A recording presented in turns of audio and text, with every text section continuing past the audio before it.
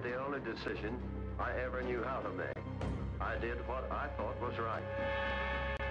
50 years ago, the United States dropped the atomic bomb on Japan. To this day, Americans know very little about how that decision was reached. It's been justified ever since as something that saved American lives. The ambiguity is something we're really not prepared for. Tonight, a week before the bomb's anniversary, why it was dropped. Did it shorten the war? Did it save American lives? Was it necessary? Were there alternatives? Did the United States need to be the first and only nation to use an atomic bomb?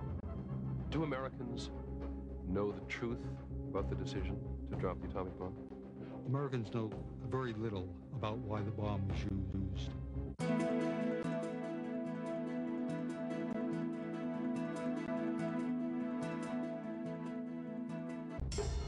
2 years ago, America's premier history museum, the Smithsonian, set out to commemorate the 50th anniversary of the flight of the Enola Gay, the plane that dropped the bomb on Hiroshima. We want to present as best we can multiple views of that history, not a singular view of one or another or a third party. From the beginning, the proposal for the exhibit was under attack. Too many pictures of victims, the critics said. Too much American guilt. I can't believe that they would create such an abomination. By the spring of 1994, some veterans groups had declared virtual war on the museum, saying the exhibit portrayed Americans as vengeful aggressors, the Japanese as innocent victims. It's certainly un-American. That might be close to treason. The Smithsonian tried to incorporate the veterans' views, but the American Legion vowed to resist anything that questioned the moral and political wisdom involved in dropping the atomic bomb. Curators wrote a political statement, an anti-nuclear, anti-atomic political statement. Finally, the exhibit collapsed over a hypothetical question. How many American lives did the bomb really save? There are literally millions of Americans who would not be here today if those weapons had not been used. Many veterans insisted that by dropping the bomb, the U.S. avoided a ground invasion of the Japanese mainland. 1 million American lives, they argued, had been saved.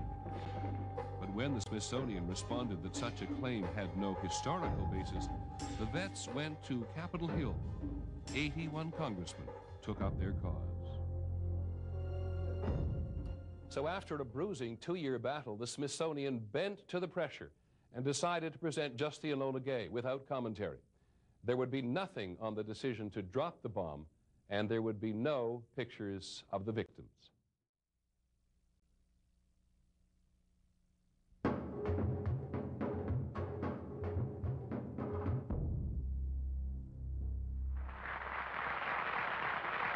Ladies and gentlemen, the 33rd President of the United States, Harry S. Truman.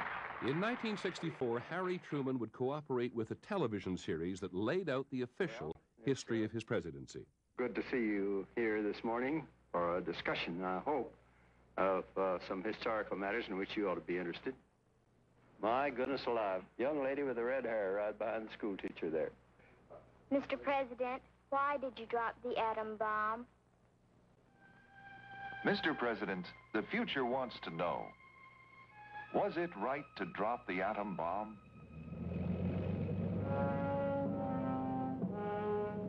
My chief purpose was to end the war in victory, with the least possible loss of American lives.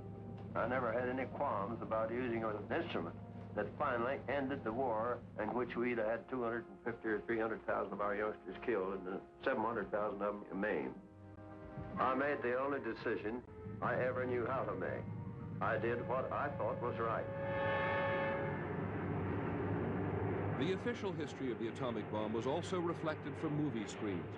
In fact, Hollywood's first attempt at an A-bomb blockbuster was not released until it had White House approval. In the original script, the actor playing President Truman made what seemed a quick and easy decision. It was American boys or the bomb. But the president's advisors who previewed the film were concerned about his image. And the president himself wrote to the man who portrayed him. My only objection is it appeared to have been a snap judgment program. It was made to appear as if no consideration had been given to the result of dropping the bomb. That is an absolutely wrong impression. Thank God we've got the bomb and not the Japanese. What movie audiences finally saw was an agonized decision. That's one argument for our using it, Charlie, but it's not the decisive argument. The whole thing is terrifying. You must have spent many sleepless nights over it. A year less of war, Charlie, will mean life for 300,000, maybe 500,000 of America's finest youth. These were the decisive considerations in my consent. As President of the United States, sir, you could make no other decision. As President, I could not. In the film, there are many factual mistakes. The Enola Gay takes off on its historic mission and then braves heavy flak over Hiroshima. On August the 6th, 1945, there was no hostile fire. 250,000 people down there starting the day. City about the size of Dallas, Texas. In about 1 second, they'll be wiped off the map. They'll never know what hit them. We've been dropping warning leaflets on them for 10 days now. That's 10 days more warning than they gave us at Pearl Harbor. In fact, no leaflets were dropped specifically warning the city below of a powerful new bomb.